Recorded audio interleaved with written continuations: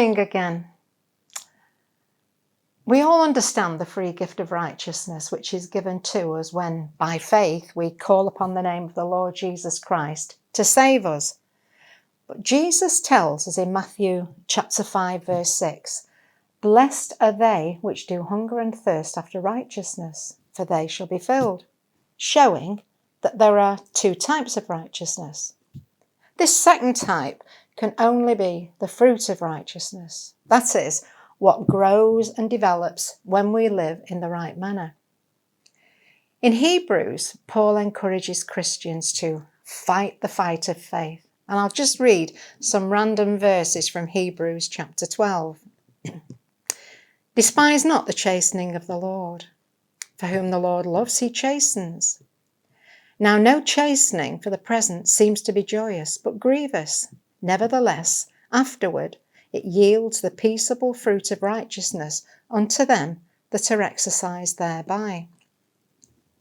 So from these scriptures, we see that our trials, the chastening that the Lord puts us through, produces righteousness in us. If we allow him to deal with us, chasten us, and put us through trials, then it will yield the fruit of righteousness. It will cultivate and nurture in us the attitude of faith which produces righteousness. It's during our trials that we hunger and thirst. Chastening is a very painful thing, but afterwards we will be filled with the fruit of righteousness.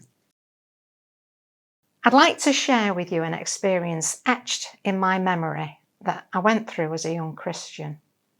Although I loved being the church organist and receiving praise for my spirituality from many of the members, I often found it quite awkward not being able to slip out at the end of the meeting if it was going on a bit too long. I just hoped they'd hurry up with the closing hymn and that God wouldn't move to delay me any longer. When the meeting finally came to a close, I switched off the organ and, after saying some very hasty farewells, I made my exit as quickly as possible to catch my bus home. The journey was very short, but it seemed to take an age before the bus reached my stop. And as I got off the bus at my stop, I ran all the way home to my bedsit and, as quickly as I could, took off my church clothes and dressed myself into more glamorous evening wear. At 10 o'clock, the doorbell rang and I ran outside to get into the flashy, expensive car that was waiting for me. My companion was very worldly, very wealthy, and to my naive 23-year-old senses, the experience of being accompanied by him to the discos and clubs of Manchester was very heady. Although the glamour and glitter of the nightclubs was exciting, I found that my evenings were always marred by a small voice which would insist on telling me that God wouldn't like what I was doing. No matter how often I tried to shrug off this irritating voice, I found I was forever looking over my shoulder, hoping that nobody would recognise me, for I absolutely dreaded coming into contact with another church member who could possibly expose me. I tried hard to be a Christian, even in these ungodly surroundings, and for a while my Christian principles and goodness was respected, but I knew this wouldn't last for very long. My spirit was passionate about God, but I was young, and my carnal desires craved the excitement being offered me. My guilty conscience made me nervous and edgy, and the fact that I had to ask forgiveness from God so many times for the same thing made me too ashamed to pray, so I eventually lost my relationship with God. I still went to church and carried on my usual functions, but something inside me was dying, and I knew deep within me that this had been the better part of my life. I tried once again to pray, but this time the prayer was different. I didn't only ask for forgiveness, but in a flood of tears, I asked God to get me out of the mess I was in.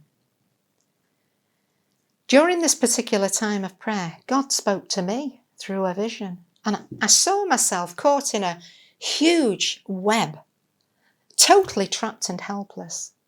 And then he showed me the spider just waiting until all the fight had gone out of me before it would come and suck the life from me.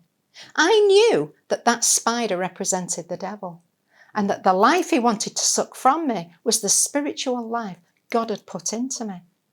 And this vision only caused my prayer to become more desperate. Well, within a matter of days, I became ill with a terrible bout of flu. When I visited the doctor, he told me off for not requesting a home visit because I shouldn't have left my bed with such a fever. For the next 7 days, I was really ill and extremely weak. And on the 7th day, a friend came to visit who wasn't aware that I was sick. I was really delighted to have some company at last, as she sat on my bed and we chatted together very amiably. But it wasn't long before the conversation took a different turn, and she began to criticise people from the church who'd put themselves out to help her through particularly harrowing experiences. I couldn't believe what I was hearing from her lips, and I reprimanded her quite sharply for the wicked things she was saying. My friend was a yo-yo Christian. When she was committed to God, she seemed to be really on fire. But when she was backslidden, she was up to all sorts of mischief. And she was so inconsistent that I never knew what condition I'd find her in when I next met her.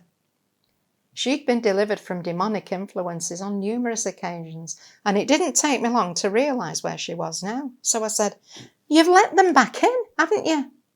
Immediately, her attitude changed. Her face took on a completely different expression, and she said in a voice that didn't sound like hers, "Janet loves you, but I hate you, and I want to kill you." I knew what I'd just heard was the devil talking to me. And suddenly, my heart began to pound as fear struck into me, because I knew Janet well. And even with her natural strength, she was capable of carrying out this threat. I searched around madly in my mind as to what I should do next, and plucking up as much courage as I could muster, I flung my arms around her and pulled her close to me, telling her that I loved her and wanted her to be free from this terrible evil influence. But she just flung me away and repeated what she'd previously said. I was so terrified that I could feel my body going limp.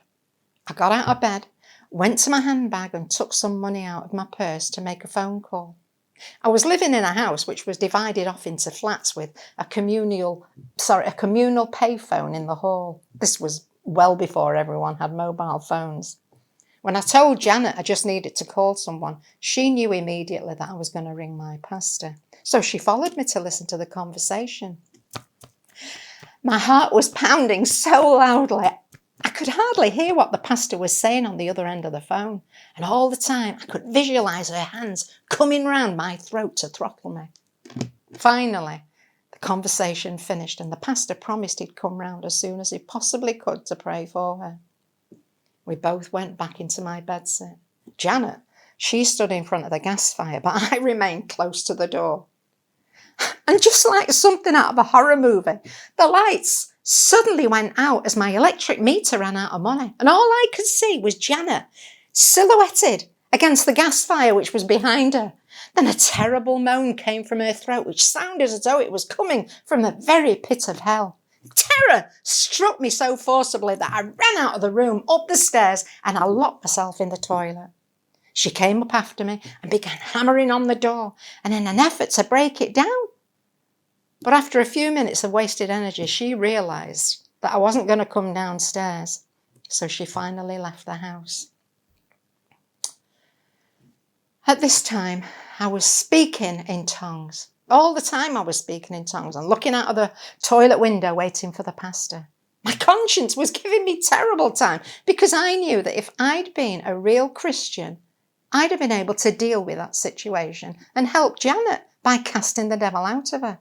But I knew that I was living a hypocritical life, and because of the state I was in, the devil would have just laughed at me. At last, I saw the pastor's car approach, and it was only then that I dared to leave the toilet. Well, after letting him in the house, I made us both a cup of tea and we sat down to talk. My hands, it was shaking badly. I was in a terrible state of fear. But after he'd listened to my story, I was amazed at what happened next.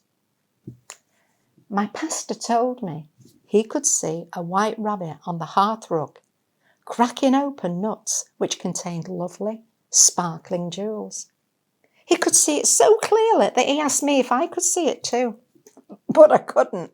He was seeing a vision with his eyes wide open.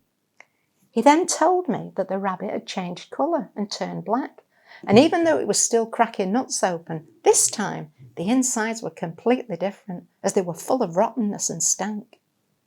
He said that the rabbit kept changing from white to black and from black to white. And I knew exactly what he was saying. God was telling me that he could see I was living a double life and that I was the rabbit. Well, a dreadful fear of God began to well up within me, my heart. As I waited for my life to be revealed to the pastor, I knew I couldn't hide from God's gaze and was terrified that he'd tell him everything I'd been doing. The vision continued, and the pastor looked at me, and he saw my arm begin to grow and become very strong, muscular and hairy, like a man's. Then he could see me picking up a sword and wielding it with supernatural strength. And he told me that God would make me very strong if I would be fully committed to him. The vision went on to give incredible encouragement, when all the time I'd expected that God would reveal my sin and bring awful judgment and condemnation upon me. I was so relieved by the turn of this vision that I began to cry. And as I sobbed my heart out, I asked if the pastor would allow me to say a little prayer. I knew God had allowed my sickness, and he'd sent Janet to scare me so that he could face me up with my own hypocrisy, because God wanted to deliver me completely from that web I was trapped in. I thank God from the very bottom of my heart for his mercy and loving kindness towards me. Then I told him that if he wanted me so badly that he'd arrange all these circumstances just to set me free, then he could have me completely. It felt like I'd been plugged into an electric socket, because my mind and my body seemed to be charged with such resolution and power. As soon as the pastor had left, I phoned my companion to say that from now on, I was going to be a real Christian and would be breaking off my association with him. He'd heard all this before, of course, as I'd made many efforts to be free, so he came round to see me. But God had given me such backbone and determination now that even he could see that there was no point in trying to dissuade me from my decision. My mind was made up. God really did deliver me. And from that time, I've been a totally changed person, because I know that there's nothing on this earth quite like being right with God. To have a free conscience and be at peace with God is incredibly valuable. We can sing the song about amazing grace, but often we can only truly appreciate that amazing grace when we've experienced falling into sin, trapped in an iron grip by Satan, and then being rescued by our merciful and forgiving God. I'm just like everybody else. I've been a weak Christian, and I've made many mistakes during my lifetime. But now I know where to get my food. I've tasted righteousness, and in all honesty, I've found that's the only food satisfying to the soul. So, can a fallen Christian be forgiven? You can bet your life they can. And Jesus said, he that's been forgiven much loves much. God bless you.